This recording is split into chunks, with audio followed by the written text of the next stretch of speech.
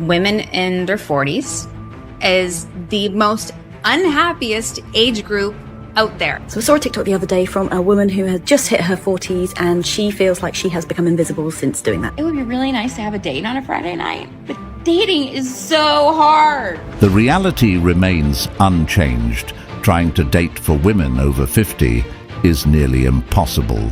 I divorced my high school sweetheart after 5 years of marriage and 4. I don't think that I should have to go after anybody. I don't think any woman should. Let me tell you, the first time I felt invisible, Invisibility syndrome is something many women experience around that age. It's a shock. Kindly subscribe to the channel as it further supports us in our work. Thank you. Ask anyone in the dating world and they're going to tell you that it's super difficult and it's practically impossible. At what age did you start to feel invisible? Kind of happens, doesn't it? For me, it was when I kind of reached peak perimenopause. I'm 32 and I was not prepared for the ghosting. Somebody out there, some girl out there is feeling very invisible right now, like you are doing the things that you know what I miss most about being young? Meeting people in things I wish I knew before becoming a... You got to keep this lifestyle on the down low. It's really interesting to note that, especially within the States, but just in general, the research actually has depicted that women in their 40s is the most unhappiest age group out there. Normalize fucking hating your husband. For real. It's okay to go through about a minute, half a day, couple hours, a full day, even a week of just I can't fucking stand you right now. Are you stupid? This is why women shouldn't listen to other women. Instead of normalizing communication with your husband when something goes wrong, she says, normalize hating your husbands. Absolutely insane. And by the way, yes, women in their 40s and beyond are actually the unhappiest. They mask it by spreading fake narratives about how they're happier, stronger, and better as they age. But the reality doesn't reflect that at all. Last time I covered this, the data showed that women in marriages are the happiest, not the single, independent, living their best life women who try to convince everyone that being alone is empowering. The truth is, many of these women push this narrative because they have no other choice. They don't have the options they once did, and rather than admit regret, they double down on the idea that they're thriving. I mean, think about it. Happy women don't worry about the whereabouts of good men, nor what they're doing. They just live. These women do the opposite. You guys, I have not been really dating in a while, and I'm 32. And I just dated this guy who was in his mid-20s, and I was not prepared for the ghosting and the drama that came along with it. I'm shocked but I'm laughing at it because it's of course this was coming. Of course, that's just where this person was at. Don't date younger. We're going to be talking about invisible woman syndrome. Let me explain. I hate this term so much. Invisible women syndrome. Can I just add something that has been on my mind a lot lately? And that's, we have this saying in society that after a woman not hurts a certain age, actually it does hurt. When she hits a certain age, it hurts. But usually it's around 50. She becomes invisible. That's the saying in society. I think we need to change it to, no, we're being ignored. We are being actively ignored. We are not causing ourselves to become invisible. It's not something we are doing. It's what society is putting on us. They are ignoring us, and that's wrong. As cruel as it may sound, it is not society that's ignoring women who become invisible. It's nature. And nature doesn't ask for permission to be kind or fair. It simply moves forward without apology. When a woman begins to notice that the stares are gone, the compliments stop and the attention fades. It's not because people suddenly became cold. It's because the world keeps turning and biology doesn't cling to what once was. The reality is, once a woman's beauty starts to fade and she no longer receives the same attention she once did, that's not to say she no longer has value, but the type of value changes. The world doesn't stop to reassure you when your prime years pass. And the brutal truth is, the same society that once praised your looks won't chase after you when you're no longer seen as desirable. It's not society abandoning women, it's the illusion of perpetual attention fading away. Anybody else finish watching The Later Daters on Netflix and wonder how they can get on that show? Because over 50 and dating sucks and all of the dating apps suck? Sign me up. Just a reminder that over 50-year-old women still ovulate. So if you walk by me in gray sweatpants, you better run. You need help. I don't think that I should have to go after anybody. I don't think I should have to pursue anyone. I don't think any woman should. I think men have gotten so complacent and lazy and pathetic. This isn't just my experience. I've talked to a lot of women that all have the same complaint. I don't know what the deal is. I don't know if it's freaking Me Too move. Me Too. There's a complete difference between being completely inappropriate and hitting on somebody or asking somebody out or showing interest. They're two completely different things. So this is a woman rubbing a cat, saying she doesn't believe that women should be approaching men. Any woman who listens to this will end up in her very same position, alone and rubbing a cat. She also claimed that men have gotten lazy or just pathetic, but that's not true. The reality is, men are just tired of trying.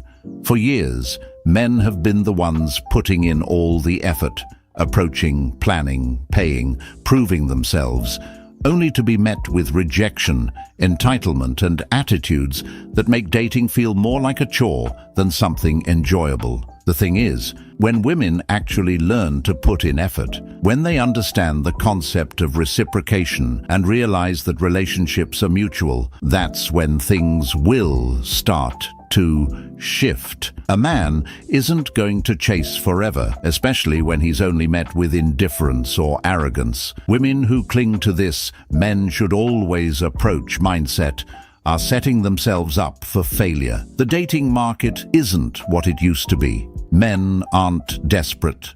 As you all know, I'm 50 and single.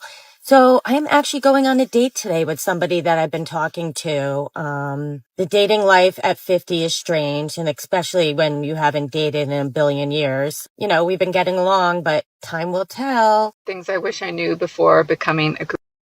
You got to keep this lifestyle on the down low, because it just gets weird when you have kids the same age as the people you're dating. It's just a little weird. If your son has friends about the age of the guys you date, they will find you. Okay, for instance, I'm 50 and the last one I had was 25 and my sons are 30 and 24. Make sure when you're in yoga classes with other moms your age, make sure that you're not dating any of their sons. Is there anyone else out there in their 40s like me who feels kind of invisible? I'm not as cute as I was in my 20s and 30s. I'm definitely not as fit as I was in my 20s and 30s. I don't have as much hair as I used to have. It's literally falling off the top of my head. Oh! Ah! It's falling off the top of my head. I just spit everywhere. Not as graceful as I used to be. And the hair that is growing back in, it's gray. Which is fine. I'm good with going gray. I've had this gray streak in my hair for a really long time and I've just been rocking it. But I don't have any more eyebrows. I don't have any more eyelashes. I just don't feel pretty anymore. Who else is out there who feels this way? Because it can't just be me. But also I feel like there needs to be this whole revolution of women like us on social media to prove to everyone that we're still here and we're still valid and we're still relevant. Well, there are plenty of women on social media trying to prove they're not invisible at 50, still trying to date, still trying to be seen. The reason why so many women feel invisible is because, in many ways, they are. They feel invisible when dating, in society, and even in spaces where they once thrived. Especially in dating, many of them are simply struggling. For most of their lives, they were used to being noticed, desired, and pursued. In their younger years, men approached them effortlessly. Opportunities felt endless, and they never had to question their place in the dating world. But now, they find themselves in a reality where the attention they once took for granted is fading, and they aren't sure how to navigate it. Many of these women never had to develop the skills to initiate connections or maintain relationships beyond surface-level attraction. They relied on being chosen, but now the men they want aren't actively choosing them. Let me tell you the first time I felt invisible. So there I was, Monaco, fancy restaurant. I dressed well, on Australian standards at least, waiting for service and waiting. And waiting. I wasn't being ignored because I looked like a tourist. I was being ignored because I wasn't chic enough. Society glorifies you. You see it in movies, in boardrooms, in the workplace. Women, especially professionals and high-achieving ones, are taught to serve first, shine later. Except later never comes. Again, I'm not out here bashing women or nothing, but I think we have to speak about the reality, which is, as women get older, their value and appeal in society diminishes. And this is all the reminders for all the slay queens out here that your beauty is finite. You don't have to believe me. Go on Google and search 50 and invisible. Tell me what results you find. So all these single women professing that they're doing really good by themselves are most likely not over the age of 50. And by the time they do get to that age, they don't even get attention at the grocery line. And while that might be well and good for some of them who say, hey, you know, I have a dog, I have my material possessions and all of that, but I don't get attention from men. The sad reality is you're going to be walking into your golden years by yourself. So play your cards right. I'm seeing this narrative go around social media a lot where only 80% of women want the top 20% of men or something like that. Right. I have also seen that. So what about that is a fallacy? Because it certainly seems, based on everything that we've seen, that 80% of the women do in fact want 20% of those top tier high value men. What I have to say about that is you need to ask yourself, why is there so few high value men? That's a very good question. But I think the first question that we really need to ask is what actually constitutes a high-value man? Because that answer can vary widely from one person to the next. But the consensus that I have seen, unfortunately just on social media, usually has to do with a man and his ability to be a provider. But is there more to it than how much a man makes? Yes, occasionally someone will mention how tall a man is, or what their physical body type is like, but that does not necessarily make a man high value just by how much money he makes. So what exactly is a high value man? So many women on TikTok are trying to deny that 80% of them are chasing after the same 20% of men. They say, that's not true, over and over again, like repeating it enough will somehow make it false. But the proof is right in front of us. They don't give the good guy a chance. They overlook the guy who would actually treat them right. They keep saying they want someone kind, loyal, and respectful, but their actions show otherwise. They ignore the nice guy. They call him boring. They label him as too available or not exciting enough. Meanwhile, they stay getting their hearts broken by the same type of guy over and over again. The player, the emotionally unavailable guy, the one who treats them like an option, And then they hop on social media crying about how there's no good men left. So what exactly about that isn't true? It's not that good men don't exist, it's that they're invisible to women chasing a fantasy. I need a man. Yep. I need a man. Hi ladies, so I'm headed out on a first date to dating over 50. I'm about to leave in about like 5 minutes, but I wanted to show y'all my outfit of the night. You see how I don't date broke men? Very mindful, very demure. I'm not like you other girls. I don't go 50-50 with a man. A man picks me up. I don't drive to see a man. A man pays for my Uber. I don't pay my Uber to go see a man. I'm very mindful, very considerate. When the waitstaff puts the check on the table, I don't go for my purse and pretend like I'm gonna pay. I'm very considerate, very mindful. I simply smile and look at him and wait for him to pay for the date. Very cutesy, very demure. When he wants to come back to my place after a date because he thinks I owe him something, I simply decline. I'm not like you other girls. I'm very mindful, very demure. You see how he wants to date me and not be exclusive because he doesn't like titles? I don't wait around and give him all my loyalty. I'm dating other boys. I'm very considerate, very mindful, very demure. You see how I don't wait by the telephone to see if he will call me? I go and call my girls and we go and hang out. And then I call my other guys and then they take me out. Very considerate, very mindful, very demure. This has got to be a joke, because there's no way. But honestly, what's with women and this whole 50-50 debate anyway? Just like this woman mentioned, she could be dating one man while having other men on the side. So why should a man have to pay for her meal when they're not even exclusive, and at the same time she's entertaining other dudes? Women like this want the free meal, the attention, the validation, but won't put out, won't commit, and won't even reciprocate effort. They demand traditional treatment when it benefits them, but when it comes to giving anything in return, suddenly it's I'm independent or I don't owe you anything. It's straight up entitlement. If a man is expected to pay, there should at least be genuine interest, exclusivity, or a clear path towards something serious. But modern dating has flipped that upside down. Too many women treat dating like a transactional game where men are supposed to provide, and they just sit back and collect the benefits without giving anything in return. Somebody out there, some girl out there is feeling very invisible right now, like you are doing the things that you're supposed to be doing, and you know that you're doing the things that you're supposed to be doing, but nobody's noticing, nobody's taking to effect the things that you need to have happen in your life in order to get where you need to go.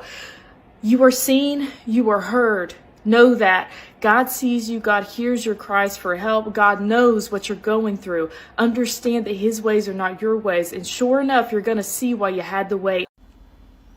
Friday. Not night yet, but close to night, because it's 4:16 and it'll be dark any minute now.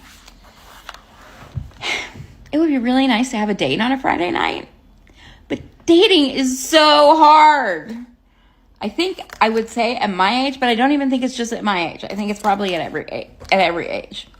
You go on the apps and you swipe and you swipe and you swipe and you swipe and you swipe and swipe. And then maybe 1 in 50 seems like, okay, attractive, doesn't have a picture of himself with a fish, is wearing a shirt in all his things, is not a Trumpster. Let's go. Then you chat and you chat and you chat and chat. And then like last night's date I had set up, they message you an hour beforehand and say, I had to work late. Bye. Boy, bye. This is why it's important for women to prioritize finding a good man when they're at their peak in life, when they have the most options, the most leverage, and the highest chance of securing a solid long-term partner. And this pattern of older women struggling to find men will only continue. Why? Because we're seeing an entire generation of women being encouraged to live it up, delay commitment, and believe that they can settle down whenever they feel like it, only to find out too late that men don't work on their timeline. They assume they can always come back to the dating market when they're ready, but by then, The men they once overlooked have moved on, found younger wives, or simply lost interest in the dating game altogether. This is why prioritizing a relationship early isn't about settling, it's about securing. Women who understand this and build with a good man while they have options will live a life of stability, love, and happiness. I always wonder if we're starting to feel invisible because we're making ourselves invisible. Maybe there's a little bit of confidence loss as we age, and so we sort of shelter ourselves away a little more than we used to. I really think it's on us to keep showing up and engaging in the world by joining things, by staying proactive.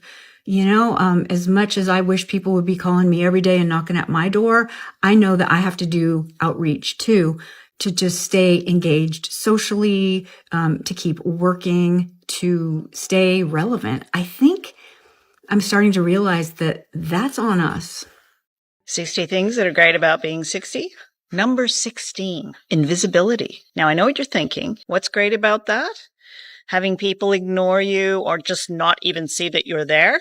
But remember, invisibility is also a superpower, and we can use that superpower for good. So I saw a TikTok the other day from a woman who had just hit her 40s, and she feels like she has become invisible since doing that. And she hates it. She has spent her life being beautiful and seen.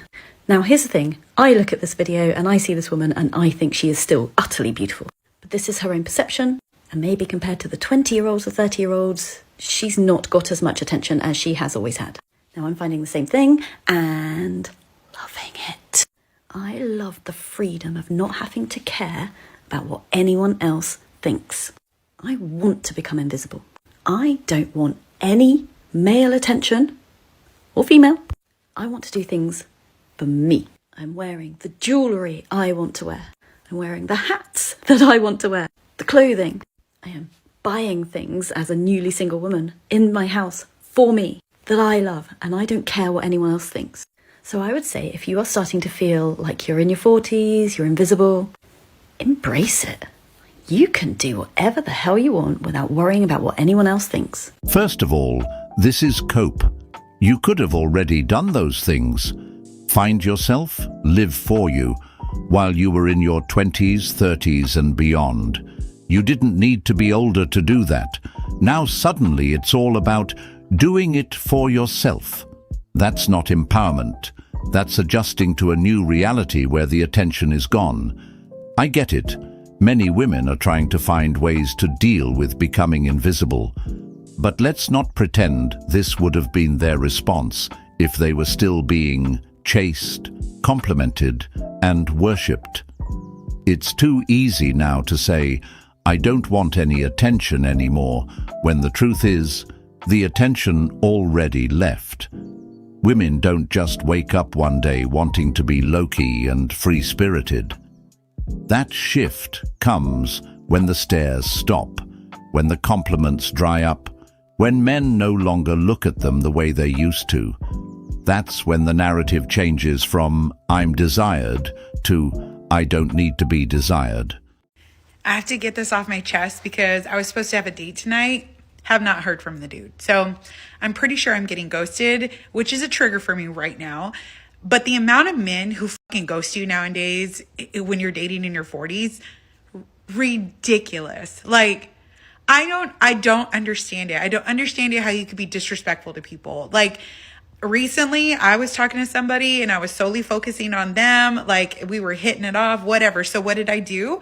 I was a grown woman and I text the guys that I was speaking to and I literally told them, I met someone, we're hitting it off. I'm not going to be responding to your messages. I wish you the best of luck. Like, I hope you find whoever it is you're looking for, whatever it is you're looking for. Why?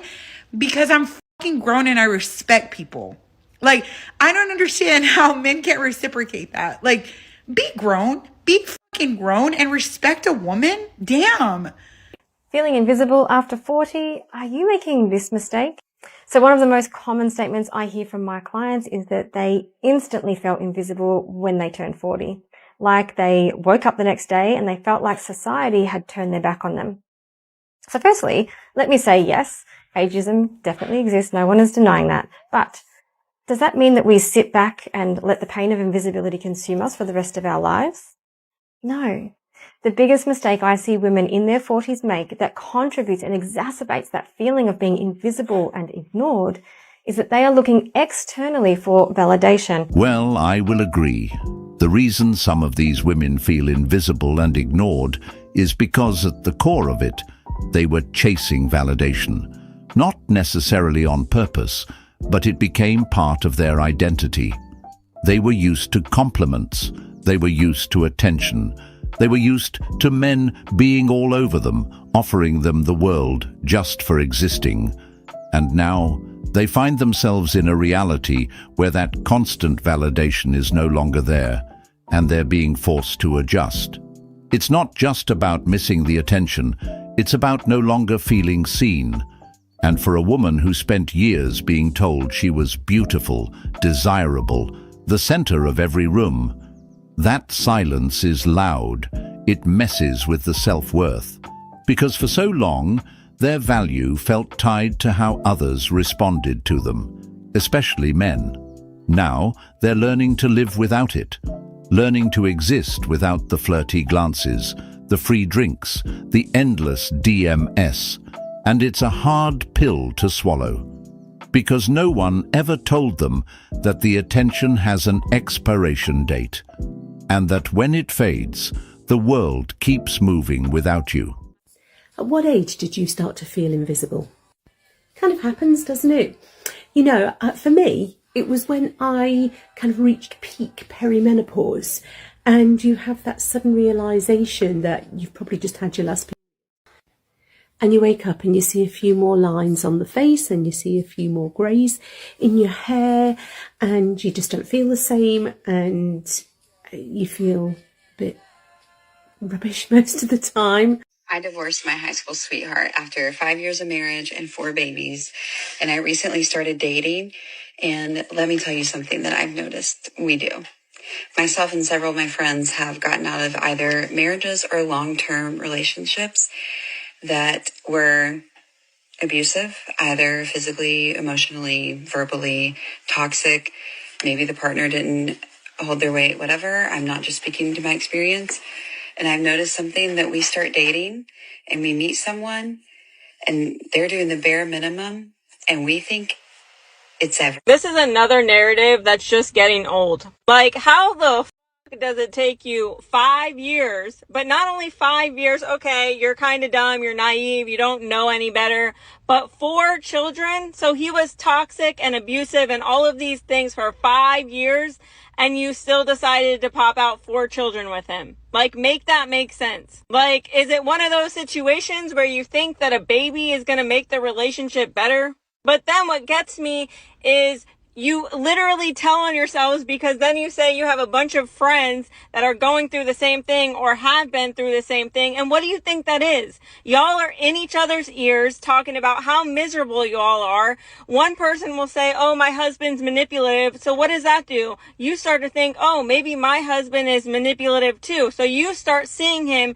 as a liar, a cheater, doesn't tell the truth, is a horrible person, because all of your friends are also in your ear. But not only that, is your friends, once they become single, will then make you think that the grass is greener on the other side. So you all end up divorced, miserable, and unhappy, supposedly because of a toxic relationship. If it's so damn toxic, then why did you have 4 children? Why didn't you stop at 1 child? Because you knew long before you had baby 2, 3, and 4 that he was toxic. And then you all get online and talk about the bare minimum this and the bare minimum that, and the dating scene sucks. But what have you actually done to heal yourself other than break up your family and talk shit on the internet? Like, really? And the funny thing about it is you're going to actually expect somebody else who's not the father of your children to take on 4 kids willingly. Like, what delusional world are y'all living in? And if he has kids of his own, guess what? You end up with like fucking 6 kids. Like, it's just freaking wild to continuously come on the internet and talk about how abusive somebody is when you chose to have 4 children with him. You have friends that are divorced and miserable, and y'all are doing the same shit expecting a different result.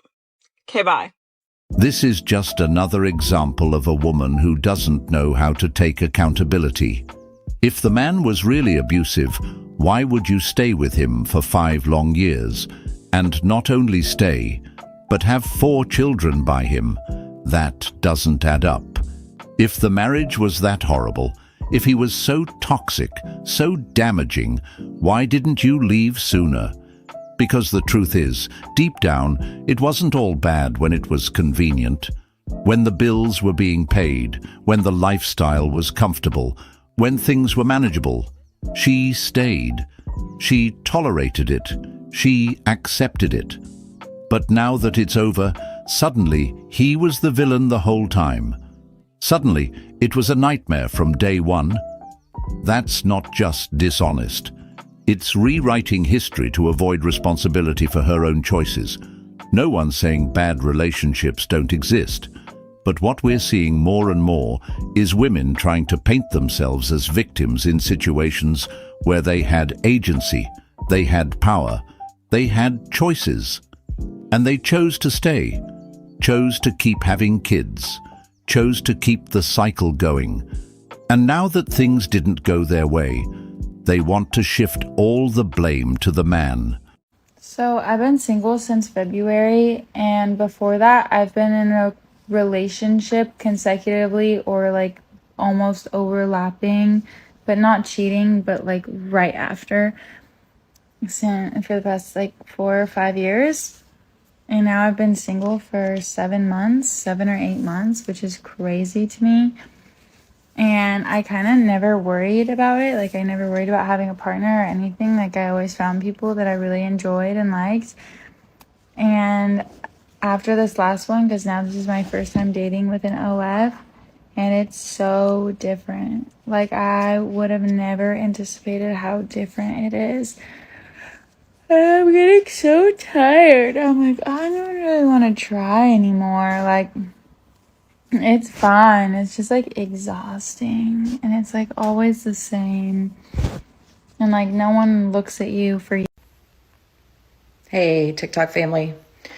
So I haven't posted in a really long time because the person I was posting with was my boyfriend up until recently. Today is the day he's coming over this morning to get some things from my house. One of them being a vehicle, so he has to come here to get that. You know, I just wanted to get real with y'all. Like 2.5 years, like 2 years and 8 months we were dating, and I thought, you know, this was it. I was widowed 5.5 years ago, and we really took our time with this relationship. And you know, those red flags you see in the beginning, you really need to pay attention to them. And these weren't huge red flags. They were very subtle red flags. But I've come to realize that he really doesn't know how to love. And even though it felt like he did, when you're in a committed relationship and you're talking about the future, and then all of a sudden your romantic feelings just kind of fizzle out temporarily, you don't quit. You don't give up. Not if you really love each other. And that's what he did. He just gave up. He quit. So, sorry, my hand's shaking because I'm nervous. He's going to be here in a little bit. You know, this dating after 50 thing is extremely hard, especially when you're a Christian woman that has high morals and values and you don't want to just jump into bed with people. So I'm just sharing if there are other women out there like me that feel like it's just really, really hard to put yourself out there again. I mean, I was widowed after 31 years of marriage, and then I gave 2.5 years to this man, and now it's like, I don't even want to bother. This is just, it's just hard. I don't know. Do I have any sisters out there, or even some men that are feeling the same way about dating after 50 and trying to find that person that you click with and want to spend the rest of your life with? Because I don't want to just date for the sake of dating. I want to be in a relationship. I want a companion. What do y'all think? I get that dating can be hard for women over 50. I really do. But this woman's mistake was that she ignored the red flags in this guy when she should have left. And the reason why some of these women ignore the red flags is because they've probably been struggling to find someone for a while. At that age, the dating pool is already limited. The men they once overlooked or dismissed in their younger years are now either married, happily single, or uninterested in dealing with modern dating games. But here's the thing. Desperation always leads to poor choices. When you ignore red flags out of fear of being single, you only end up wasting time and making things worse. Women who enter their 50s without developing relationship skills, accountability, or self-awareness will continue to struggle. The issue isn't just the lack of available men. It's the refusal to recognize that their dating approach has to change. Being 42 and single can be hard, especially on a Sunday, and I've never noticed this. Anything in the morning I'm fine with. Going for a walk, going to a matinee with all the other weirdos. I love that. I love that time. But the moment it hits noon, I saw this today when I felt like, okay, I need to get out of the house. I need to do something for myself and I'm going to go for a walk. And all I see are couples with their dogs. And I play this sick game where I just avoid humans. And if you see my map, walking, every time I switch the street side is because I'm avoiding humans.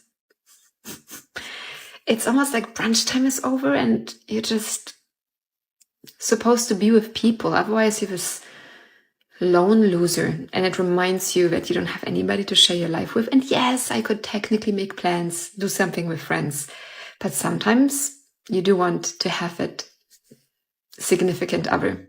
Did you hear that? It's called realization, and it's something many modern women will eventually have to come to terms with, whether they want to or not.